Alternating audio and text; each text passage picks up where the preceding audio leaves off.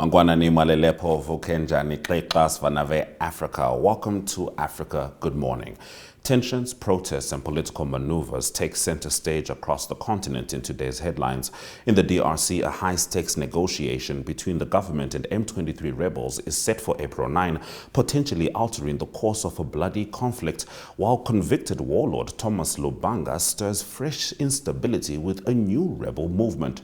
Zimbabwe sees a crackdown on dissent as authorities arrest nearly 100 protesters challenging President Mnangagwa's rule, raising concerns about internal party rifts. Meanwhile, in Zambia, President Hakainde Hichilema publicly scolds ministers for sleeping during cabinet meetings, linking it to indulgent lifestyles and lax governance.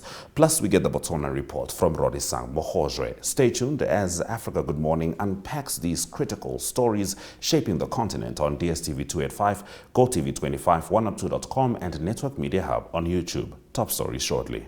Welcome to Namibia, where adventure meets tranquility. With Enjoy, you have access to a wide range of accommodations to suit every traveler's taste and budget. Experience the finest dining and hospitality Namibia has to offer. Booking your dream accommodation is just a few clicks away with Enjoy. Join thousands of happy travelers who have trusted Enjoy for their Namibian getaway. Your gateway to unforgettable Namibian adventures.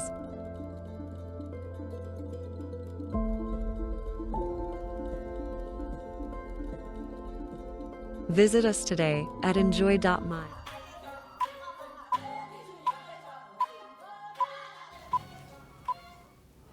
The Congolese government and Rwanda-backed M23 rebels plan to hold their first direct talks on April 9th in Doha, marking a potential breakthrough in efforts to end the prolonged conflict in eastern Congo, which has claimed thousands of lives and displaced hundreds of thousands.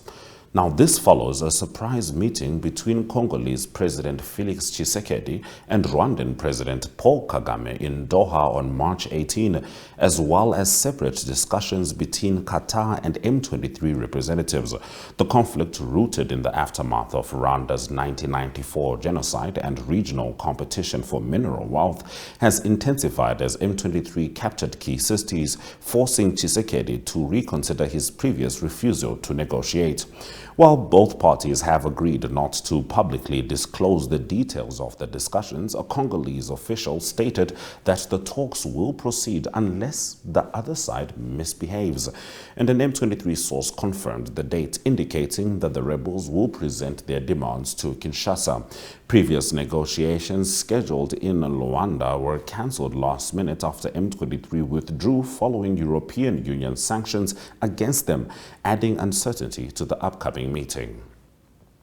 Now, convicted war criminal Thomas Lubanga has announced the formation of a new rebel movement, the Convention for the Popular Revolution, in the Democratic Republic of Congo's Ituri province, further escalating instability in a region already plagued by conflict.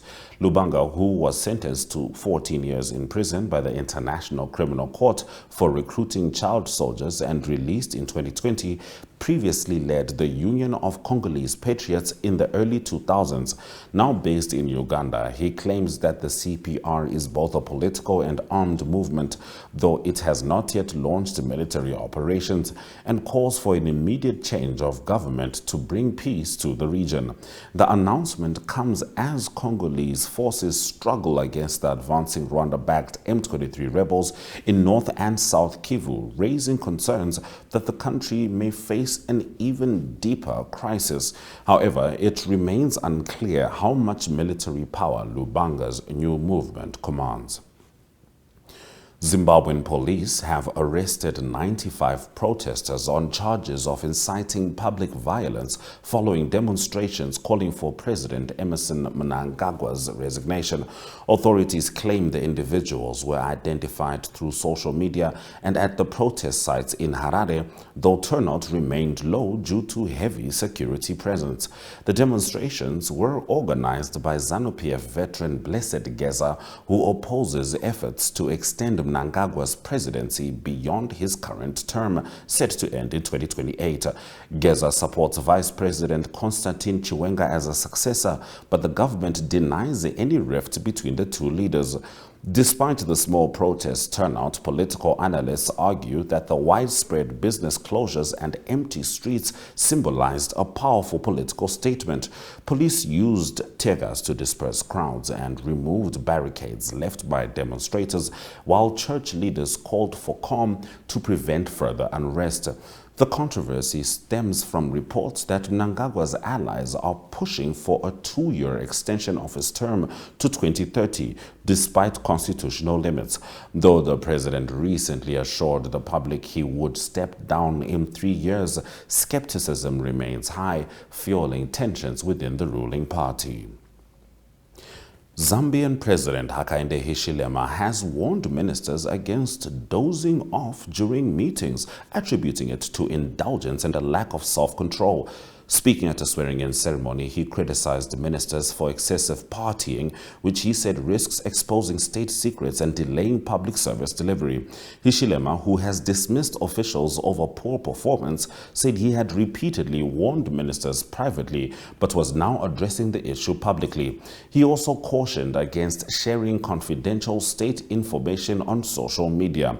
With elections approaching next year, Hichilema is expected to seek a second term, potentially facing strong competition from former President Edgar Lungu, who is attempting a political comeback despite being barred from running. Those have been our top stories on Africa Good Morning. We're going to take a quick break before Rorisang Mohojwe joins us with the Botswana Report. My teacher once said, there are no straight lines in nature. And to this day I feel like, wanna bet? My quest for straight lines has become an unexpected adventure, navigating uncharted territories with a sense of wonder. Even though finding a straight line is nearly impossible, embrace the challenge. Choose your destination and conquer with the new JCOO J7, born from the wild.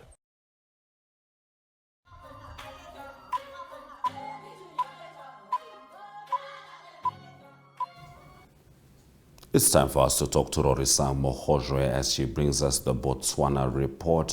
Rorisang, it's good to have you on Africa. Good morning, Dumela.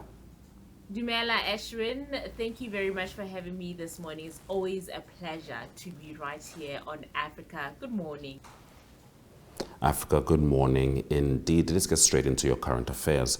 Botswana is facing severe power shortages due to internal generation failures, rising electricity costs, and financial instability at Botswana Power Corporation. Could you tell us more?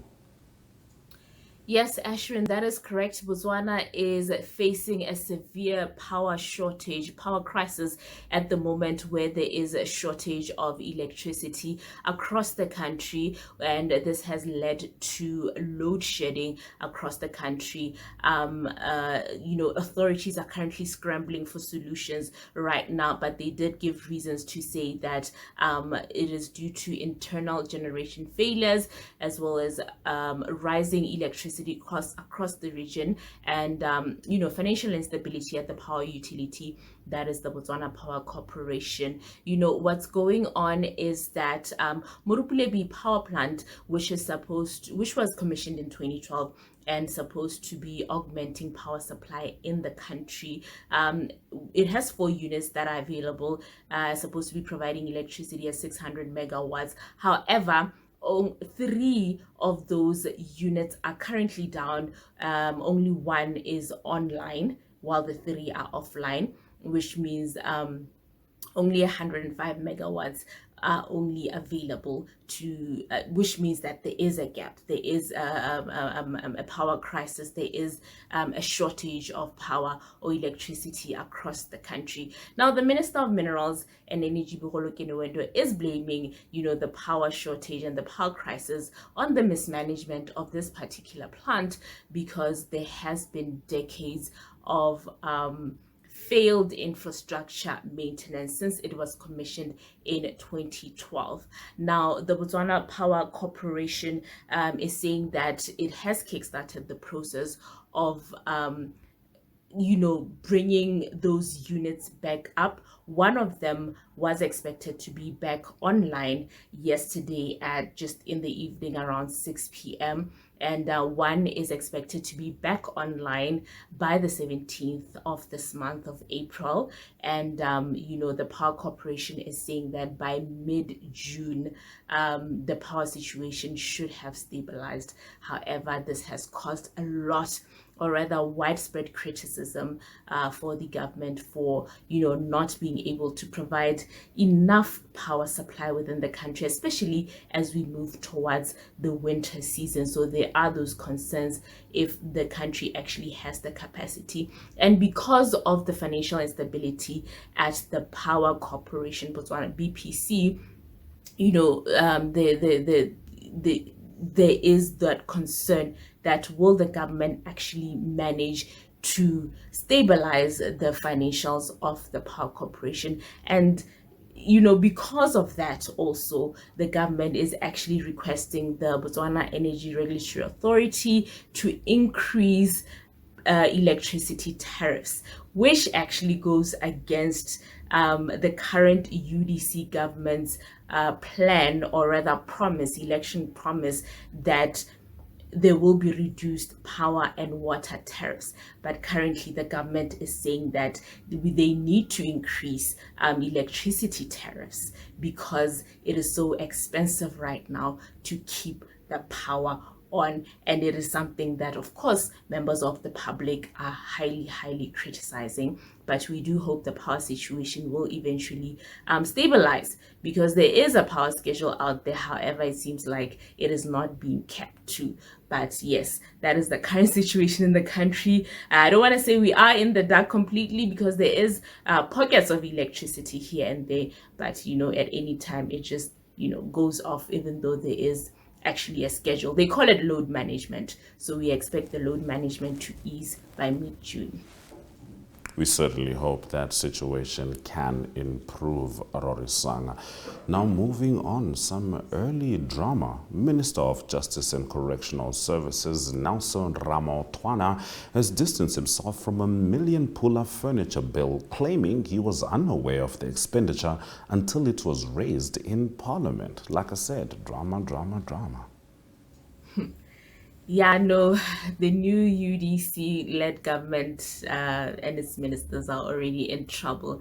What is happening with that is that the Minister of Justice found himself in hot soup when somebody leaked a document from the ministry detailing a 1 million Pula government purchase order of furniture. That's 1 million worth of furniture for the minister.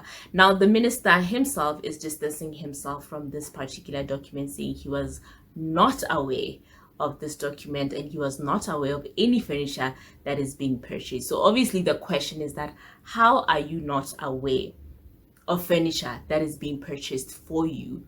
Are you not contributing it according to your taste, according to what it is that you want? But he's saying that he had no idea. And after he found out about this document, which was brought to his attention by his fellow minister in Parliament, who just kind of said, listen, here's a paper. What are you saying about it? Look at what's circulating on social media. He says he was shocked, and he immediately called his permanent secretary to cancel that government purchase order. And he did clarify that it was still at initial stages. It was still a process that had not been yet confirmed. However, of course, it has drawn criticism about ministerial spending on lavish things already, especially in light of the economic crisis that the country is undergoing.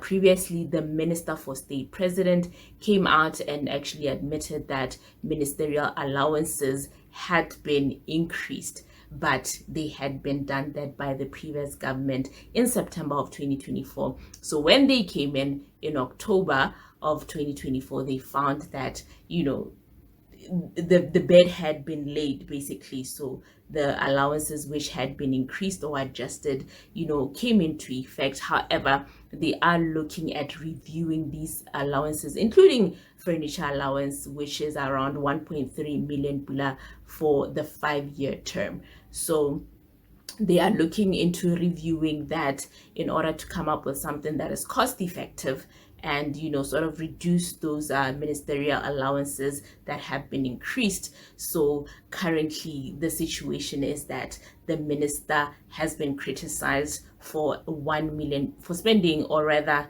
according to the document, 1 million pula on furniture. However, the government did say that they are looking into the situation and they will reduce, or rather consider reducing the allowances that ministers currently have, as per the Green Book, which is a legal document really that governs ministerial allowances and benefits.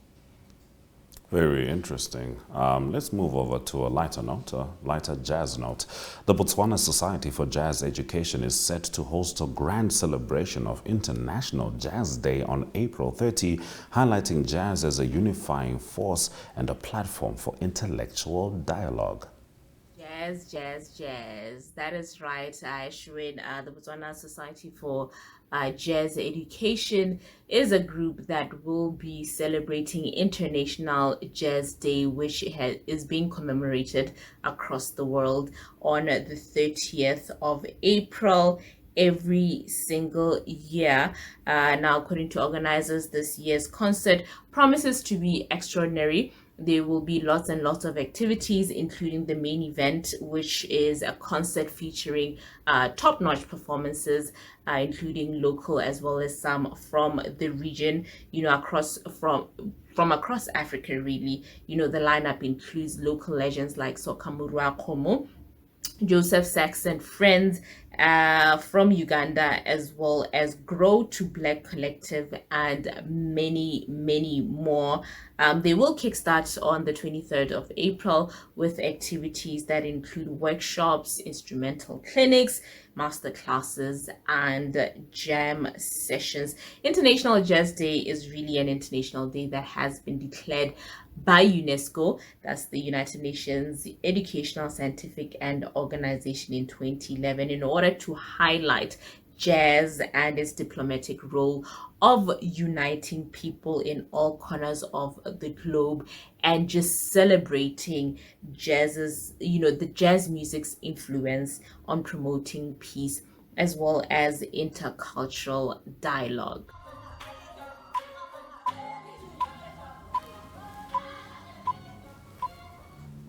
Let's get into the sports news from Botswana with Rory Sang. The Botswana Rugby Union allocated 60,000 pula towards women's rugby development in the past year. Tell us more about this. The Botswana Rugby Union has donated about 60,000 pula to the women's rugby development in the country, because it says that it sees that there has been progress made in women's rugby. Women's rugby has not always been popular, but it is currently experiencing some growth and development, and therefore the rugby union has donated this amount in order to spearhead and to expedite development and growth within women's rugby. Speaking at the annual general meeting, the union's president Farid Pando acknowledged the strides made, but also emphasized that there's more that really can be done. There's a lot more room for improvement. One of the things that he highlighted was that about 11 women were accredited in first aid training for rugby, though many have not remained active in their clubs post-training. And the key milestone was the introduction of rugby to the deaf community in the capital city, the second capital city of Botswana, that is Francistown. So this was an initiative driven by the Development Office of the Union to promote inclusivity as well as community engagement.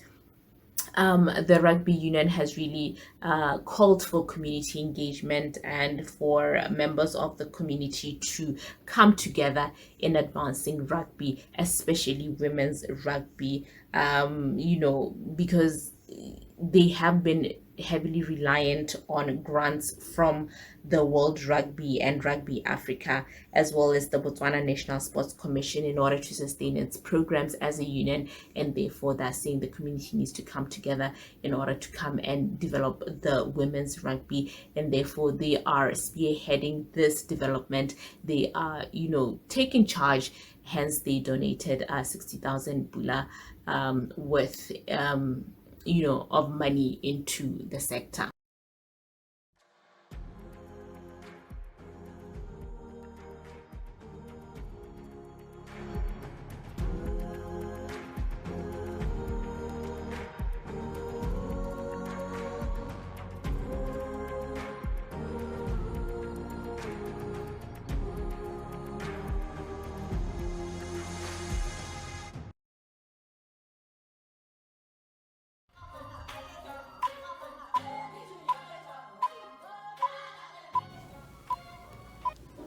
Our economic news stems from Namibia, where Penda Itindi, chairperson of the Government Institutions Pension Fund Board, provided an overview of the fund's performance over the past year. Itindi highlighted that the GIPF's assets have grown significantly, now exceeding 167 billion Namibian dollars. The latest account of GDP as per national accounts and as per the budget books that the finance minister tabled, because Edwin made reference to the budget. That's not a mean fiat. It would actually say that if you compare, or what GIPF could account for, if we are to look, the country is not for sale, right? But if we are to look to say that how much do we own in the relative wealth of the country, about 71% of GDP, that is GIPF.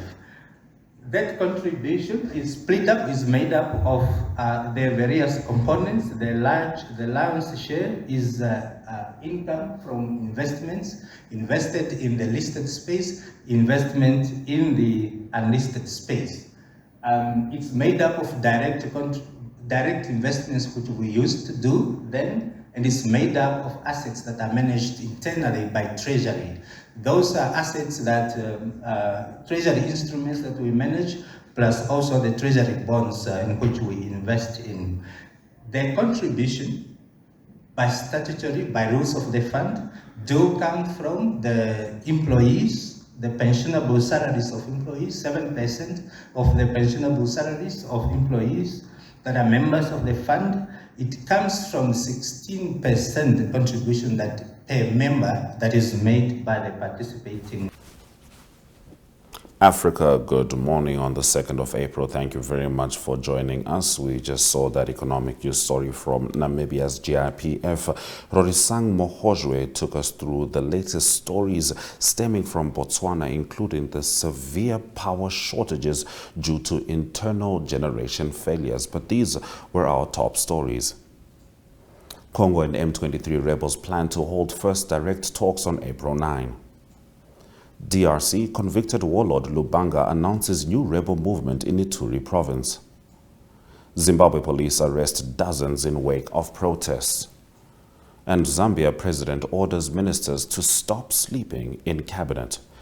DSTV 285, GoTV 25, OneUp2.com and Network Media Hub on YouTube is precisely where you can find us. From me, Ashwin Berry, and the Africa Good Morning team, Swedaj Laganaka.